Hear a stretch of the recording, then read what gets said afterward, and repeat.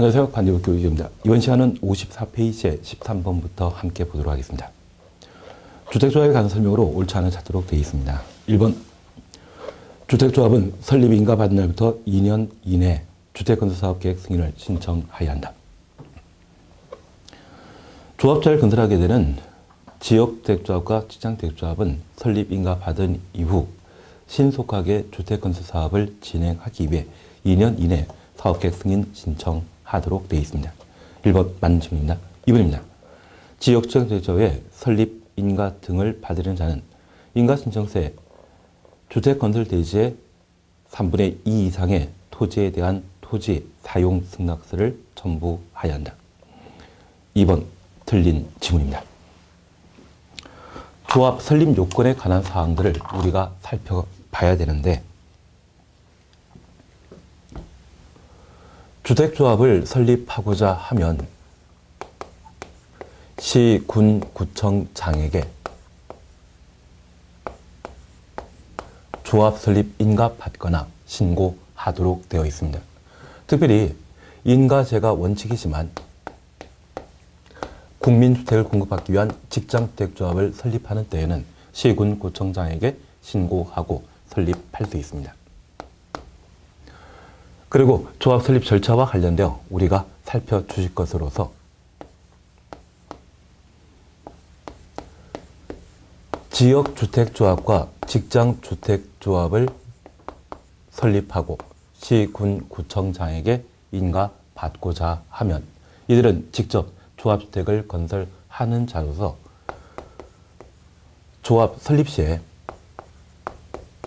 주택건설 예정지의 80% 이상의 토지 사용권을 확보하며 조합을 변경하거나 조합을 해산하는 때에는 주택 건설 목적이 상실되기 때문에 없기 때문에 이러한 경우는 토지 사용권 없이 해산 변경할 수 있습니다. 그리고 이들이 주택조합을 설립하고자 하는 때 조합원을 모집하도록 되어 있습니다. 이러한 조합원은 주택건설 예정 세대수의 2분의 1 이상의 조합원을 모집하고 최소 20명 이상의 조합원을 확보한 때 조합 설립 인가 받을 수 있습니다. 그리고 이러한 조합원 자격에 있어서는 조합 설립 인가 신청일부터 입주 가능일까지 무주택 세대주이거나 85제곱미터 이하의 주택을 한 채 소유한 자를 조합원으로 모집하도록 되어 있습니다. 특별히 지역주택조합과 시장주택조합은 직접 조합터를 건설하기 때문에 설립 당시에는 주택건설 예정지의 면적 80% 이상의 토지 사용권을 확보하도록 되어 있지만 변경 해산 시에는 토지 사용권을 따로 필요로 하지 않고 있습니다. 최근 개정된 사항으로 꼭 한번 구분해 놓는데, 지금처럼 설립, 변경, 해산 시에 3분의 2라 되어 있지만 만약 80% 이상의 대지 사용권 확보해야 한다라고 표현해도 틀립니다. 해산, 변경 시에는 대지 사용권 필요 없다라는 걸 구분해 놓습니다. 반면 신고하여 설립하는 직장주택조합은 다른 사업체가 건설한 국민주택을 조합원에게 우선 공급하고자 설립한 단체로서 이들은 직접 조합체를 건설하는 자가 아닙니다.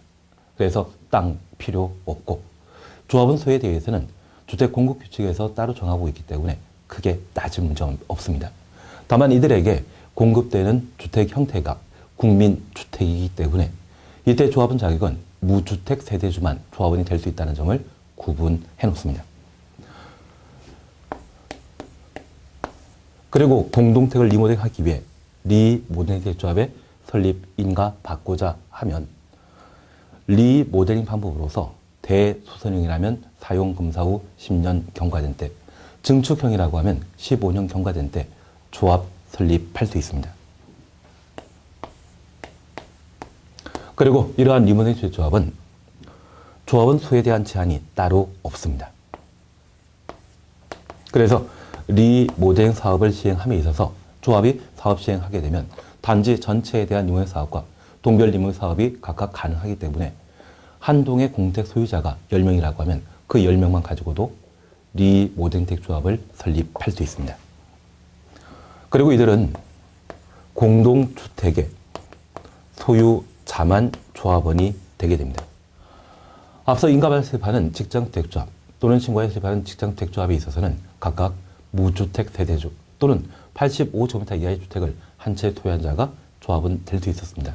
그래서 기본적으로 지역지정주택조합에 있어서는 무주택 세대주가 조합은 자격을 가지게 되지만 리모댕택조합의 조합원 자격에 있어서는 소유자만 조합원이 될 수 있다는 것을 구분합니다. 이러한 임무 사업에 있어서는 나 혼자 원한다고 해서 그 사업을 시행하는 게 아니죠. 그래서 주민 동의로서 구분 소유자 의결권 3분의 2 이상의 동의 얻은 때 리모댕택조합을 설립할 수 있습니다. 그래서 13번은 답을 2번으로 해놓습니다. 3번입니다. 주택조합과 등록사업자가 공동으로 사업을 시행하면서 시공할 경우 등록사업자는 시공자로서의 책임뿐만 아니라 자신의 귀책 사유로 사업 추진이 불가능하게 되거나 지연됨으로 인하여 조합원에게 입힌 손해를 배상할 책임이 있다. 손해배상 책임에 관한 사항을 두게 되는데 사실 주택조합이 조합체를 건설하게 되면 주택건설에 대한 비전문가로서 전문성을 갖춘 등록사업자와 공동사업 시행하도록 되어 있습니다. 이렇게 공동사업 시행하면서 누가 잘못해서 그 사업이 곤란에 처하게 된다고 하면 그자에게 책임 물을 수 있는데 이러한 것들은 소송 결과를 통해 나타나게 됩니다. 하지만 소송하게 되면 보통 대법원까지 올라가게 되었을 때 2년 6개월에서 3년 정도의 시간이 흘러가게 됩니다. 그리고 그 소송 결과에 대해서도 등록사업자의 귀책 사유로 조합주택 건설 사업이 무산되었다고 하면 등록사업자에게 책임지는 판결이 항상 떨어지고 있거든요. 이걸 재판에서 결정하기보다는 아예 법으로 손해배상과 관련된 구체적인 사안들을 정해놓게 된다면 많은 시간, 비용 부담 없이 등록사업자의 책임 물을 수 있겠죠. 그래서 법에 반영되어 있는 것이 공동사업 시행과 관련된 등록사업자의 손해배상 책임이 되게 됩니다. 그래서 3번 당연히 맞는 이야기로 구분해놓습니다. 그리고 4번입니다. 리모댕택조합이 동을 리모댕하는 때 그 동의 구분소유자 및 의결권 3분의 2 이상의 동의받을 것. 여기 리모댕택조합이 조합을 설립하고자 한다고 하면 주민 동의 필요합니다. 전체 리모댕학은 동별 리모댕 사업학은 관계없이 3분의 2 이상의 동의 필요로 한다는 것 확인해 놓습니다. 그리고 5번 규약과 관련된 사항으로 이 규약은 조합 구성원 상환에 각종 권리 의무에 관한 당사자의 합의에 해당되는 것으로 전원이 동의할 필요가 있습니다. 그래서 전원 자필로 연명한 조합 규약을 제출한다. 당연한 이야기입니다. 그래서 13번은 답을 2번으로 해놓습니다. 14번입니다. 주택조합에 관한 설명으로 틀린 것 찾도록 되어 있습니다. 등록사업자와 공동으로 주택건설 사업을 시행하는 주택조합은 등록하지 않고 사업계획 승인 대상 공택건설사업 시행할 수 있다. 그래서 주택조합은 비등록 사업 주체로서 등록사업자와 공동사업 시행하도록 되어 있는데 이러한 주택조합은 별도 국토교통부 장관에 대한 등록 없이 조합주택을 건설할 수 있습니다. 2번입니다. 주택조합 조합원은 20명 이상이어야 한다. 원칙적인 조합원 수는 예정 세대수의 2분의 1 이상이고 최소 20명 이상이 되게 됩니다. 무조건 20명에 표현하게 되면 원칙으로 오해할 수 있죠. 그래서 4번, 14번은 답을 2번을 넣었습니다. 3번입니다. 국민택을 공급받기 위하여 직장주택조합을 설립하려는 자는 관할 시군구청장에게 신고하여야 한다. 국민택을 공급받기 위한 직장주택조합의 설립 방법, 신고제라는 것 다시 한번 확인해 놓습니다. 그리고 4번, 투기과열지구안의 지역주택조합의 구성원 선정 방법과 관련되어 신청서 접수서에 따라 조합원 지위 인정하여서는 안 해야 된다. 투기과열지구에서만 하나의 특별 규정으로 4번 맞는 지문입니다. 그리고 시공자의 공사계약, 조합총회 의결 거쳐야 된다. 그래서 조합이 사업 시행을 하게 되면 시공자인 건설업자와의 선정 계약은 총회에서 결정하도록 되어 있습니다. 그래서 14번은 답을 2번으로 해놓습니다. 다만 지역주택조합과 직장주택조합의 조합원 수는 최소 20명 이상이어야 한다. 최소란 말 붙여주게 된다면 이는 예외에 관한 설명으로 맞는 이야기고 지금처럼 그냥 20명 이상이어야 한다라고 하면 원칙에 관한 설명이기 때문에 2번 지문이 틀리게 됩니다. 앞에 최소란 말 붙여주게 된다면 그때는 맞는 지문으로 바뀔 수 있는 것이 14번 문제가 됩니다. 그래서 우리는 항상 원칙과 예외에 관한 사안들을 항상 고려하면서 지문을 살펴놔야 됩니다. 14번의 답을 2번에 넣습니다. 15번입니다. 주택조합에 관한 설명으로 옳지 않은 것 찾도록 되어 있습니다. 1번입니다. 시, 군, 구청장에 인가받아 설립한 리모덴 주택조합은 리모덴 결의에 찬성하지 않은 자에 대한 주택, 토지에 대해 매도 청구할 수 있다. 우리 주택법상 매도 청구와 관련되어서는 세 가지 경우에 현재 인정하고 있습니다. 여기 매도 청구는 명도 소송을 법으로 표현하게 되면 매도 청구가 되게 되는데 이 매도 청구는 사업자 주택건설 사업을 시행하게 되면 대지 소유권을 확보하도록 되어 있습니다. 다만 지구 단위 계획 결정이 필요한 주택건설 사업에 있어서 주택건설 예정지의 80% 이상의 토지 사용권 확보하고 그 나머지 토지에 대해 매도 청구 가능한 때 사업계획 승인 받을 수 있고요. 만약 등록사업자와 공동사업 시행하게 되면 95% 이상의 소유권을 확보하고 그 나머지 면적 5% 이하의 면적에 대해 매도 청구 가능하면 사업계획 승인 받을 수 있습니다. 그리고 두 번째입니다. 리모델 사업을 시행하기 위해 조합을 설립하게 되면 조합 설립 요건은 3분의 2이지만 설립된 조합이 리모델에 대한 인허가 받고자 한다면 구분소유자 및 의결권 5분의 4 이상의 동의 받은 때 리모델링 사업에 대한 사업계획 승인 허가 받을 수 있습니다.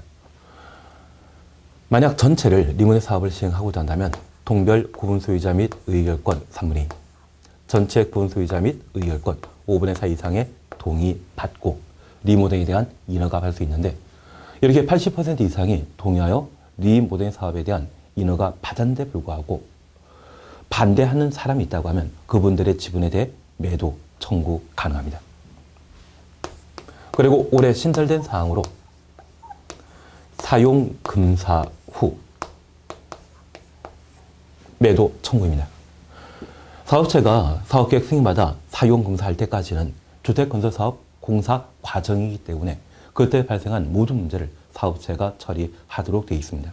그런데 저 사용금사 이후에 사업체는 주택건설사업과 관련된 모든 일을 손놨는데 불구하고 주택단지로 조성되어 있는 부지 일부가 실소유자가 원소유자가 토지 소유권을 회복하는 경우가 있습니다.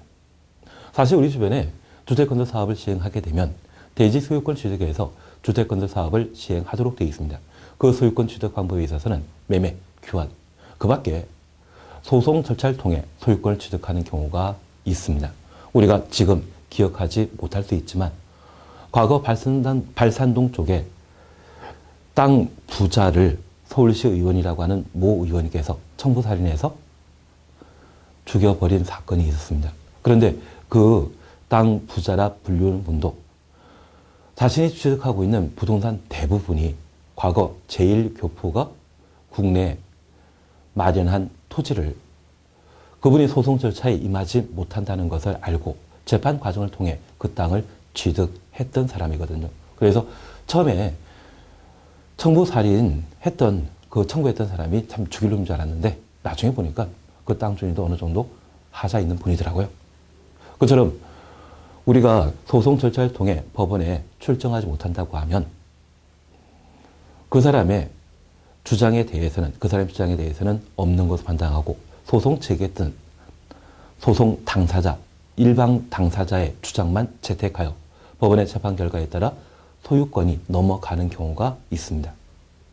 그러면 그렇게 소유권이 이전됐는데 불구하고 이후 한 1년 또는 6개월 사이에 그 사람이 그 소유권 이전 사실을 알고 원 소유자가 다시 소유권 이전 등기 말소 소송을 제기함으로써 자신의 부동산에 대한 소유권을 취득하는 경우가 있습니다. 그렇게 사용금사 후 실소유자가 토지 소유권을 회복했다고 하면 사용금사 후 매도 청구를 주택을 분양받았던 또는 동의서를 분양받았던 소유자가 매도 청구할 수 있습니다. 다만 이러한 매도 청구와 관련되어서는 주택 단 전체 면적의 5% 미만인 경우에만 매도 청구 가능하다라는 것 기억해 주시고, 이 제도가 올해 신설되었기 때문에 어떻게든 한번 살펴봐야 되겠죠. 그래서 매도 청구와 관련되어 이 세 가지 사안들이 존재합니다. 그러면 우리가 다시 살펴주실 것은 인가 받아 설립한 리모델주택조합도 매도 청구 가능한데, 이 시기에 대해서는 주택법령상 구체적으로 명시하지 않았지만 다른 판례나 다른 법령 규정들을 따지게 된다고 하면 리모델에 대한 인허가 이후 매도 청구 가능하지 않나 싶습니다. 그래서 리모델에 대한 인허가 받은 이유는 5분의 4 이상의 동의 받은 시점을 말하겠죠. 그래서 1번 충분히 맞는 것으로 기억하시고 관련된 사항들도 정리해 놔야 될 겁니다. 2번입니다. 국가, 지방자치단체는 그가 소유한 토지를 매각할 때 인가 받아 설립된 주택조합이 주택 건설 목적으로 토지의 매수를 원하는 경우에는 그에게 우선적으로 매도 청구할 수 있다. 국공유지에 대한 우선 매각에 관한 사항. 2번 맞는 지문입니다. 다만 우리가 기억해 놓을 게 있습니다. 우리 주택법에서는 주택건설 자금 조달 방법과 용지 확보에 대한 부대 사안들을 마련하고 있는데, 특별히 용지 확보 방법과 관련되어 토지의 강제 수용 관계를 현재 인정하게 됩니다. 국가기관이 국민택 건설하는 때 토지 수용할 수 있고 시가로 보상하도록 되어 있습니다. 보상이 제대로 이루어지지 않다면 법원에 공탁 가능하며 관할 토지 수용위원회 재결 신청할 수 있다. 그 정도 구분해 놓습니다. 그리고 두 번째입니다. 국공유지의 우선 공급입니다. 국공유지를 우선 공급받을 수 있는 자는 주택조합이 조합주택을 건설하거나 국민주택 규모를 전체 주택단지 세대 중에 50% 이상 건설하려는 자, 그리고 이러한 두 가지 주택을 건설하기 위한 대지 조성 사업 하려는 자에게 국공유지를 우선 공급할 수 있습니다. 이렇게 공급받은 국공유지에 대해서는 공급받은 날부터 2년 이내 해당 주택을 건설하여 하고, 그때 건설은 착공을 말합니다. 착공하지 않는다면 환매 대상이 된다는 것 기억해 놓습니다. 그리고 17회 시험 때 출제되었던 것으로 채비지에 관한 문제입니다. 도시개발 사업을 환지 방식으로 사업 시행하게 되면 저 채비지 총 면적 중에 2분의 1까지 국민주택 건설 용지로 사용하고자 그 사업 시행자에게, 도시개발 사업 시행자에게 매각 요청할 수 있습니다. 그리고 매각 가격은 감정 가격을 원칙으로 하고 임대주택 건설하는 경우는 조성 원가를 기준으로 하게 됩니다. 환지계획 작성 전에는 이것을 하나의 단지로 조성하여 공급하도록 되어 있습니다. 그래서 환지계획 작성 전에 대해서는 도시개발법에 관한 문제이기 때문에 크게 문제거리는 아니지만, 여기 채비지와 관련되어서는 도시개발 사업, 신도시개발 사업을 환지 방식으로 시행하게 되었을 때 그 공사 비용들을 충당하기 위해 조성한 토지로서 매각, 처분 가능한 땅을 채비지라 표현합니다. 그래서 우리가 기본서 공부하시면서 도시개발 사업과 관련된 각종 공사 비용을 대체하기 위한 매각 가능한 토지를 채비지라 한다. 그렇게 한번 본 적이 있습니다. 그래서 채비지 면적의 2분의 1까지 공급한다는 것 기억해 놓으시고, 두 번째, 그 가격은 감정가격. 임대주택 건설하는 경우는 조성 원가를 기준으로 한다. 주변 부분에 대해 꼭 한번 봐놓습니다. 왜? 얘가 17회 때 출제된 적이 있기 때문에 관련된 부분들을 꼼꼼히 봐놔야 될 겁니다. 3번, 국민주택 공급받기 위해 직장주택 설립하는 때 신고해야 한다. 당연한 얘기입니다. 그리고 4번입니다. 시, 군, 구청장은 주택조합 등이 법령에 위반한 경우는 조합 설립인가 취소할 수 있다. 그리고 5번입니다. 주택조합은 회계감사 받아야 하는 데에 그 회계감사 지시한 자는 회계감사 종료일부터 15일 이내 감사 결과를 시도의사에게 통보해야 한다. 시군구청장과 주택조합에 통보하도록 되어 있습니다. 그런데 이 17회에 기출문제였던 15번 문제. 우리가 4번에 주택조합의 주무관청으로서 조합 설립 인가를 취소할 수 있는 자 시군구청장으로 봤습니다. 그리고 주택조합과 관련되어 조합원으로부터 부가 징수했던 돈으로 어디에 사용했는지 파악하는 것을 회계감사라 표현하는데, 그때 주무관청으로 시도의사가 등장하게 된다고 하면 둘 사이에 어디는 맞고 어디는 틀리겠죠. 그런데 1번 지문에도 조합 설립과 관련되어 시군구청장에게 인가받았다. 그러면 한 개 문제 어디에는 시군구청장에, 어디에는 시도의사가 행정청으로 나왔다고 하면 둘 중 하나는 틀린 것이죠. 그래서 두 개 지문에 걸쳐 주택조합의 주무관청이 시군구청장으로 설명되고 있기 때문에 5번 시도의사에게 회계감사 결과 통보한다.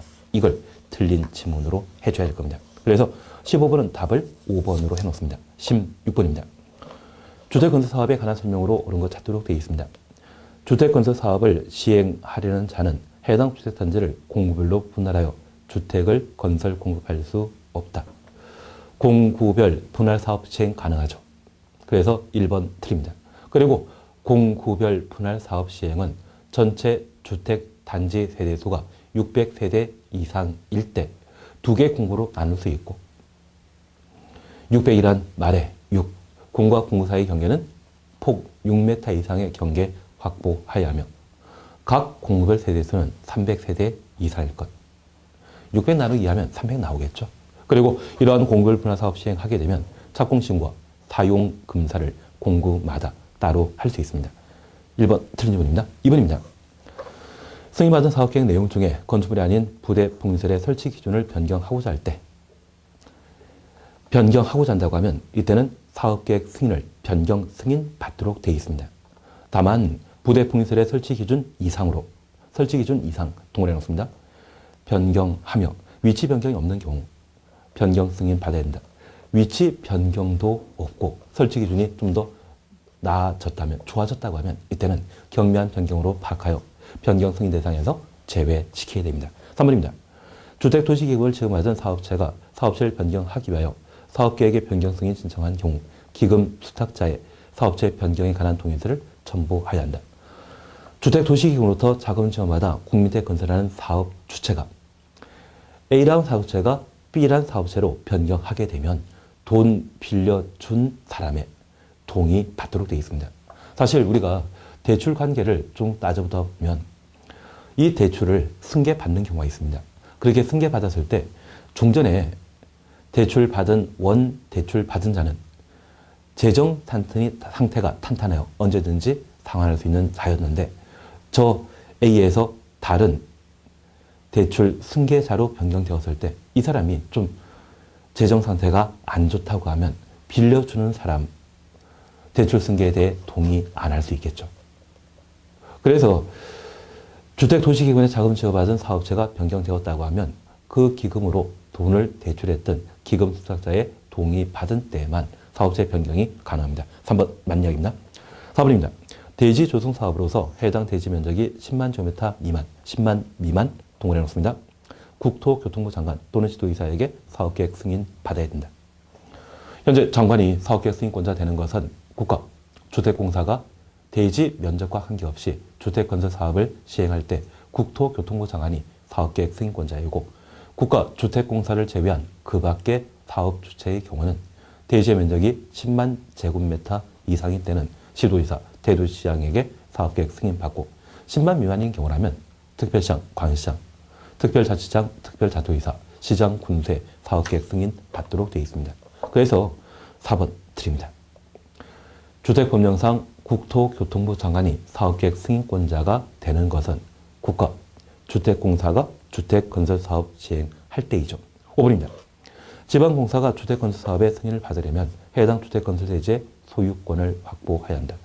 사업체는 사업계획 승인 요건으로서 대지 소유권을 필요로 하지만 국가, 지방자치단체, 주택공사, 지방공사의 경우에는 대지 소유권 없이도 사업계획 승인 받을 수 있습니다. 그래서 5번 틀린 질문입니다. 결국 3번에 사업체 변경 시에 기금 투자자의 동의 필요로 한다. 3번을 답을 해놓습니다. 17번입니다. 사업계획 승인에 관한 설명으로 옳지 않은 찾도록 되어 있습니다. 1번. 사업계획 승인권자는 사업계획 승인할 때 사업체가 제출하는 사업계획에 해당 주택건설사업과 직접 관련 없는 간선시설, 과도한 간선시설의 설치에 대한 기부 체납을 요구하여서는 아니 된다. 현재 기부 체납에 대해서는 부정한다라는 것 다시 살펴놓습니다. 2번입니다. 주택공사의 주택건설 사업으로서 해당 대지 면적이 20만 제곱미터인 경우 시도지사, 대도시장에게 사업계획 승인 받아야 된다. 대지 면적과 관계없이 그 사업체가 국가, 주택공사의 경우에는 국토교통부 장관에게 사업계획 승인 받도록 되어 있습니다. 그래서 2번 드립니다. 10만 제곱미터 이상의 경우는 시도지사, 대도시장, 10만 미만의 경우는 시장, 군수에게 사업계획 승인 받도록 되어 있지만 그 사업체가 국가, 주택공사의 경우는 국토교통부 장관에게 사업계획 승인 받도록 되어 있죠. 3번입니다. 주택건설사업계획의 승인 얻고자 하는 자는 대지 소유권 확보해야 한다. 4번. 600세대 이상의 주택단지 공유를 분할하여 주택건설 공급할 수 있다. 그리고 5번. 착공신고 시기 올해 개정되었습니다.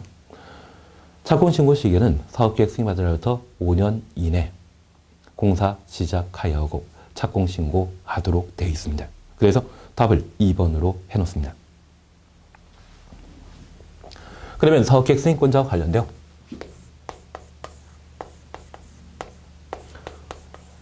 원칙적인 사업계획 승인권자는 대지 면적에 따라 시도지사,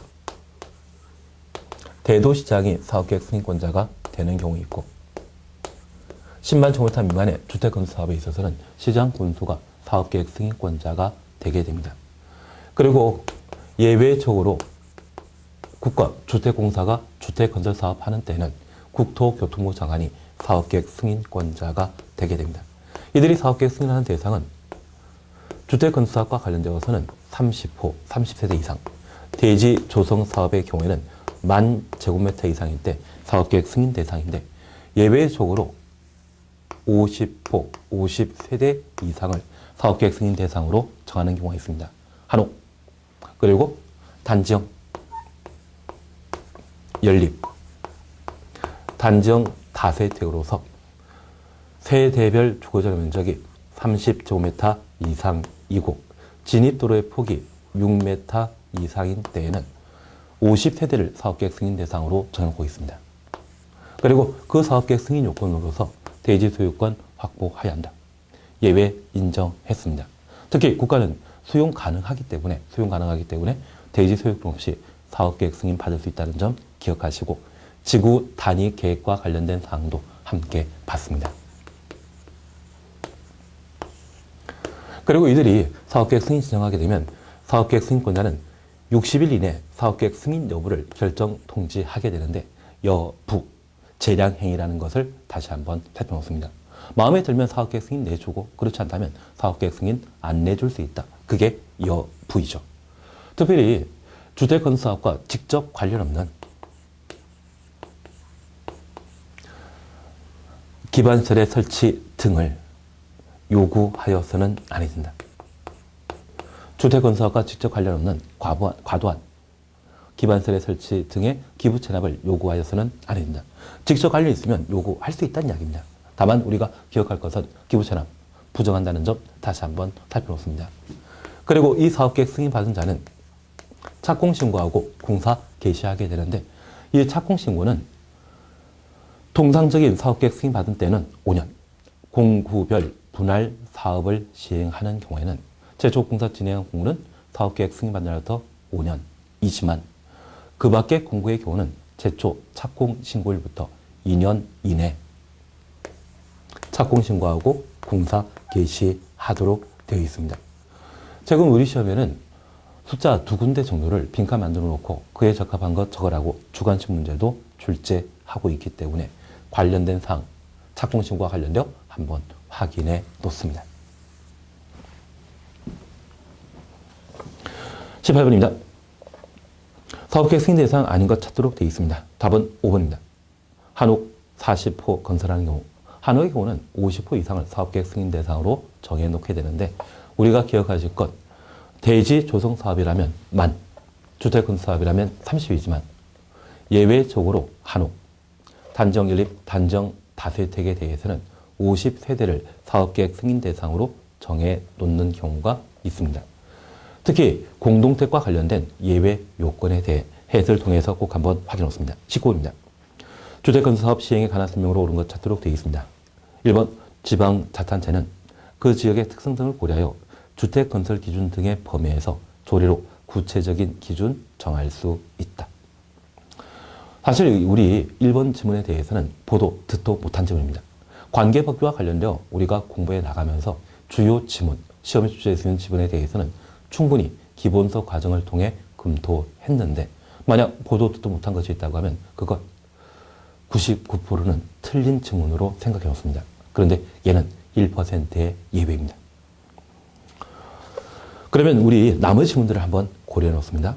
보도, 듣도 못한 지문에 대해서는 정답 여부를 판단을 좀 뒤로 미루시고요.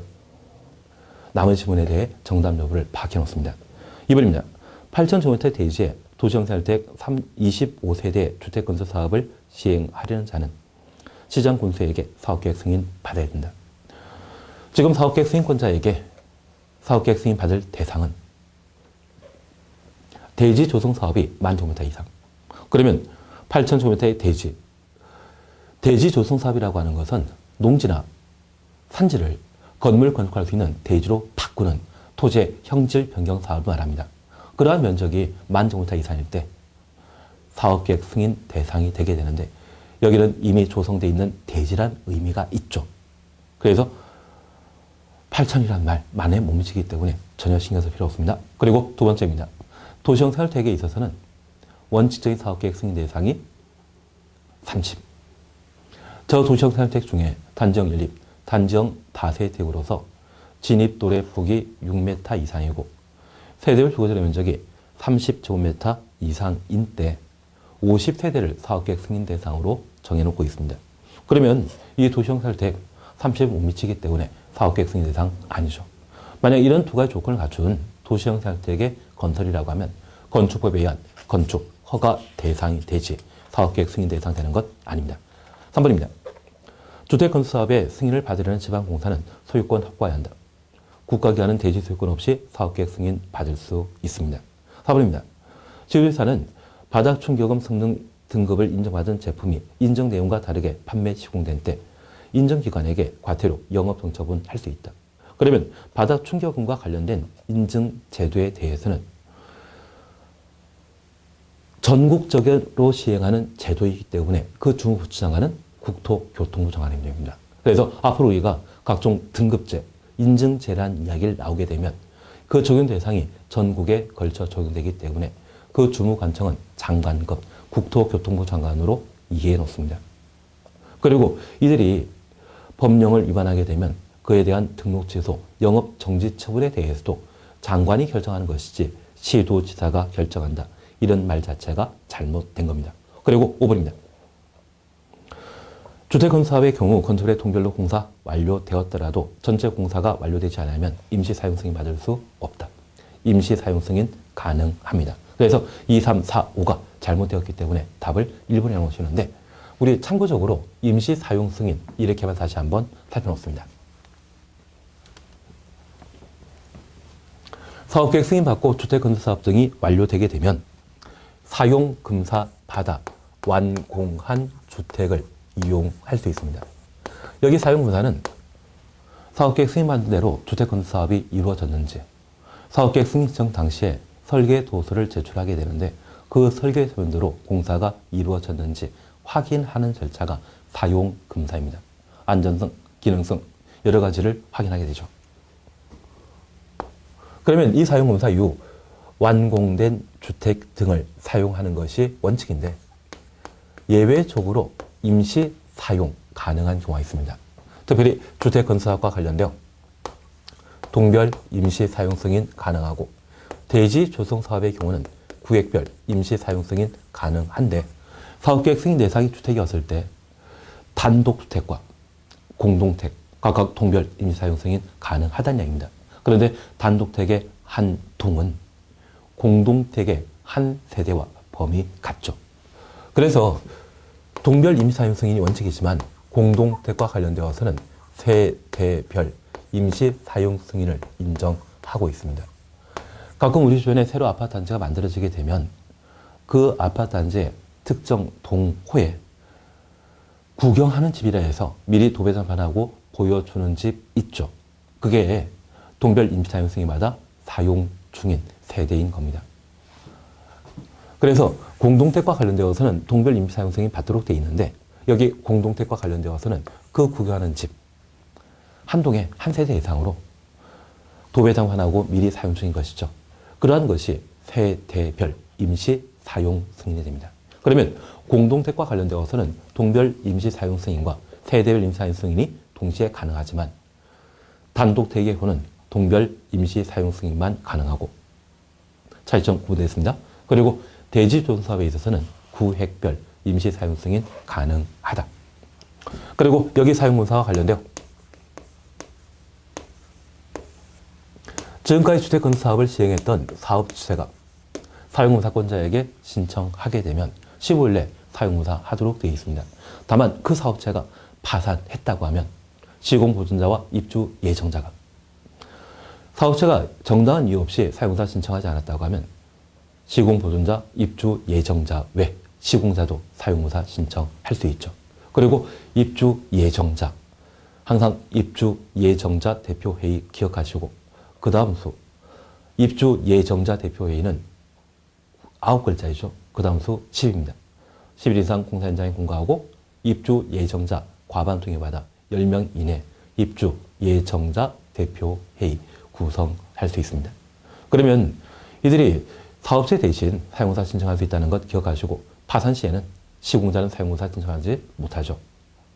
파산 시에는 시공자를 제외한 시공보증자와 입주 예정자 대표회의가 반면 사업체가 이유 없이 사용공사 신청하지 않았다면 시공자도 추가적으로 사용검사 신청할 수 있다는 점 다시 한번 살펴놓습니다. 그래서 주택건설과 관련되어 동별 공사 완료되었다고 하면 동별 임시 사용 승인 가능합니다. 그래서 5번 확인하시고 19번의 답을 1번으로 해놓습니다. 20번입니다. 매도 청구권에 관한 설명으로 옳지 않은 것, 틀린 것 찾도록 되어 있습니다. 1번 매도 청구권은 국민주택 규모를 초과하는 주택, 건설 사업에 대해 인정된다. 여기 매도 청구에 대해서는 명도 수성에 관한 사항으로 지구 단위 계획 결정이 필요한 주택 건설 사업을 시행할 때 토지 소유권이나 사용권을 확보하지 못한 토지에 대해 토지 소유권을 이전하라고 요청하는 법원 재판에 해당되게 됩니다. 그래서 이 매도 청구와 관련되어서는 주택 규모에 대해서는 따지는 바 없습니다. 1번 맞는 질문입니다. 2번입니다. 주택 건설 대지 중에 사용권을 확보하지 못한 대지는 물론 건축부에 대해 매도 청구권 인정된다. 그래서 소유권과 사용권을 확보하지 못한 건축물 그리고 토지에 대해 매도 청구 가능합니다. 3번입니다. 주택 건설 대지 면적 중에 100분의 95 이상에 대해 사용권을 확보한 경우에는 사용권을 확보하지 못한 모든 소유자에게 매도 청구할 수 있다. 80% 이상 토지 사용권을 확보하고 95% 미만의 경우는 10년 이상 소유자에 대해서는 매도 청구할 수 없고 토지 소유기간이 10년 미만일 때 매도 청구 가능합니다. 그리고 4번입니다. 사업체는 매도 청구 대상 대지 소유자에게 그 대지를 공시가로 매도할 것을 청구할 수 있다. 공시지가 동그라미 주시고 4번 틀린 질문입니다. 여기 공시가는 토지에 대한 세금 부과할 때 기준이 되는 금액을 말합니다. 관계법규에 있어서는 건축물 중심으로 이루어지기 때문에 시가란 말은 나올 수 있지만 이 공시가란 말 나오는 게 불가능합니다. 그래서 앞으로 관계법규 전반에 걸쳐 공시지가란 용어를 사용하게 되면 무조건 틀린 것으로 기억해 놓습니다. 그래서 4번 틀린 정답입니다. 그리고 5번은 사전 협의에 관련된 사항으로 매도 청구하기 전에 토지 등의 소유자와 3개월 이상 협의하도록 되어 있습니다. 그래서 20번은 답을 4번에 놓으시면 되죠. 21번입니다. 매도 청구에 관한 설명으로 옳은 것 찾도록 되어 있습니다. 사업계획 승인 받은 사업주가 주택건설 대지 면적 중에 100분의 80 이상의 사용권을 확보한 경우에는 사용권을 확보하지 못한 모든 소유자에게 매도 청구할 수 있다. 80% 이상 확보하고 95% 미만의 경우는 토지 소유 기간에 따라 매도 청구 달리하고 95% 이상의 사용권을 확보한 경우에는 모든 소유자에게 매도 청구할 수 있습니다. 1번 틀린 질문입니다. 2번입니다. 사업체가 매도 청구 행사하는 경우 공시지가로 매도할 것을 청구할 수 있다. 공시지가 관계 법규에 나오면 무조건 틀리죠. 3번 틀립니다. 2번 무조건 틀립니다. 3번입니다. 사업계획 승인받은 사업체가 사용권을 확보하지 못한 대지의 모든 소유자에게 매도 청구할 수 있는 경우 외에는 전담부의 내용은 95% 이상의 사용권을 확보했다는 이야기입니다. 그러면 80% 이상 95% 미만이라는 이야기죠. 지구단위 계획구역 결정 고시일 10년 이전에 해당 대지의 소유권을 취득하여 계속 보유하고 있는 자는 사업체에게 매도 청구 응할 의무 없다. 그래서 사업체가 95% 미만의 토지 사용권 확보했다고 하면 10년 미만의 토지 소유자에 대해서는 매도 청구 가능하지만 10년 이상 토지 소유한 자에 대해서는 매도 청구할 수 없습니다. 그러면 지구 단위 계획구역 결정 고시일 10년 이전에 토지 소유권 취득하여 계속 보유한다. 토지 소유관이 10년 이상이기 때문에 이 경우는 매도 청구 대상이 아닙니다. 우리가 기본서 공부하시면서 알박기에 관한 이야기 함께 들어본 적이 있는데 그 알박기 가능한 상황이 바로 3에 해당되게 됩니다. 그래서 21번, 3번 옳은 지문입니다. 4번입니다. 사업계획 승인받은 사업체가 매도 청구하는 경우 대상 대지 소유자 있는 곳을 확인하기가 현저히 곤란한 경우 특별한 공고 절차 없이 추천했습니다. 감정평가에 해당되는 금액을 법원에 공탁하고 주택건설사업 시행할 수 있다. 공시 송달하도록 되어 있습니다.